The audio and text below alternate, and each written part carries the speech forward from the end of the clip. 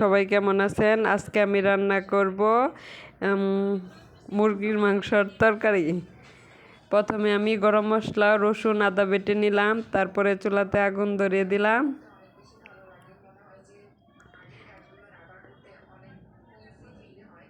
তারপরে তেল দিলাম।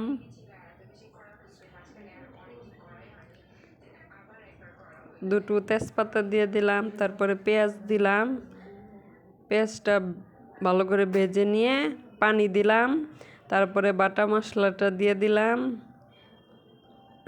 দিয়ে একটু নেড়ে চেড়ে নিলাম।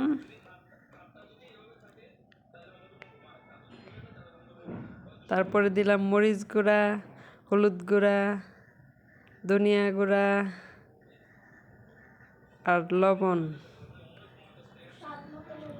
তারপর ভালো করে নেড়ে মিশিয়ে নিলাম।